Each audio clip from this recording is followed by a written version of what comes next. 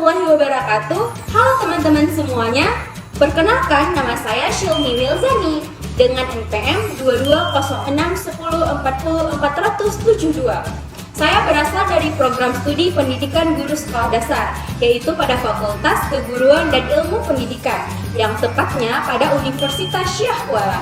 Dalam video ini saya akan membahas mengenai proses pembuatan energi alternatif lem latex dari limbah styrofoam, yaitu untuk memenuhi tugas pada mata kuliah pengembangan konsep dasar IPA dengan dosen pengampu Ibu Tursinawati SPD MPD.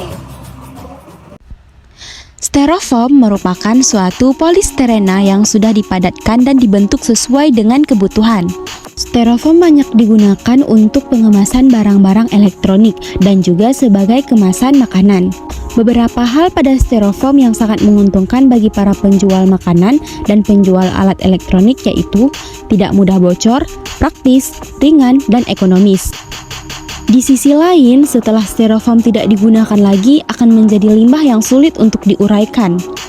Bahkan pada proses produksinya sendiri menghasilkan limbah yang paling banyak sehingga dikategorikan sebagai penghasil limbah berbahaya kelima terbesar di dunia. Dan ini dinyatakan oleh EPA atau Environmental Protection Agency. Tujuan dari praktikum ini yaitu untuk mengurangi sampah styrofoam sehingga bisa menjadi alternatif untuk membuat lem latex yang ramah lingkungan serta hemat biaya.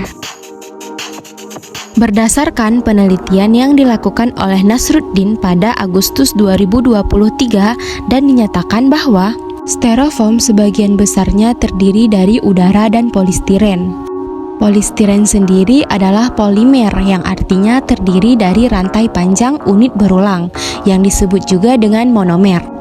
Dalam kasus polistiren, monomernya adalah stirena, yaitu suatu hidrokarbon cair.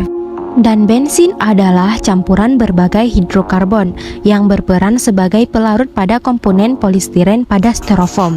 Molekul polistiren yang biasanya berada dalam formasi kaku yang memberikan struktur padat pada styrofoam akan pecah ketika terkena bensin. Penguraian struktur polistiren ini mirip dengan apa yang terjadi jika kita menambahkan garam atau gula ke dalam air, yang mana pelarutnya yaitu air. Nah, kalau pada praktikum ini pelarutnya yaitu bensin yang mengganggu gaya yang menyatukan struktur padat, sehingga masing-masing unit menyebar dan bergerak bebas di dalam pelarut. Hasil dari proses perlarutan ini berupa zat lengket atau yang kita sebut sekarang lem latex. Pertanyaan esensial yang diangkat pada praktikum ini yaitu bagaimana cara memanfaatkan sampah styrofoam sebagai alternatif lem latex. Nah, untuk proses pembuatannya, teman-teman jangan skip video ini dan nonton sampai selesai. Untuk alat dan bahan yang teman-teman butuhkan yaitu yang pertama, styrofoam bekas. Yang kedua, bensin. Yang ketiga, sumpit. Yang keempat yaitu wadah bekas untuk mengaduk lem latex. Yang kelima yaitu pisau yang berfungsi untuk memotong styrofoam.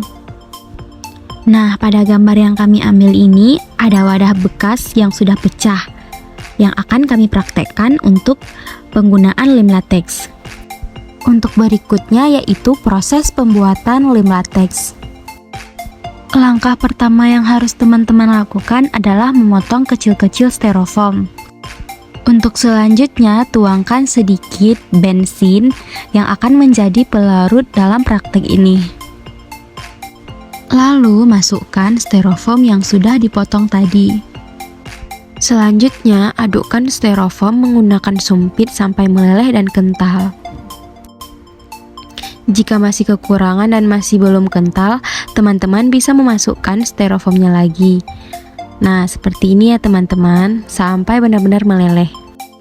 Nah, jika sudah meleleh dan sudah mengental seperti ini, teman-teman sudah bisa mengaplikasikan lem latex ini pada tempat yang teman-teman ingin gunakan. Di sini kami mengaplikasikannya yaitu pada wadah yang sudah pecah. Namun teman-teman juga bisa mengaplikasikannya pada seng yang bocor atau pada ember yang sudah pecah.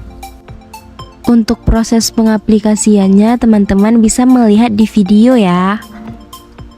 Di sini semakin tebal lemnya, maka akan semakin bagus. Aplikasikan sampai benar-benar merata.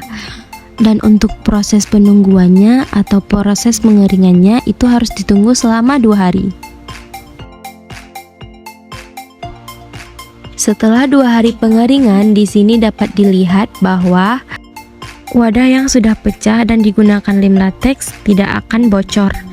Nih buktinya, setelah dimasukkan air dapat dilihat wadahnya tidak bocor. Nah, setelah menonton video ini, teman-teman bisa mempraktekkan sendiri di rumah. Yang mana kalau misalnya ada styrofoam bekas, lebih baik jangan dibuang. Lebih baik digunakan untuk pembuatan lem latex. Sekian dari saya, terima kasih sudah menonton video ini. Semoga video ini bermanfaat. Assalamualaikum warahmatullahi wabarakatuh. Bye-bye.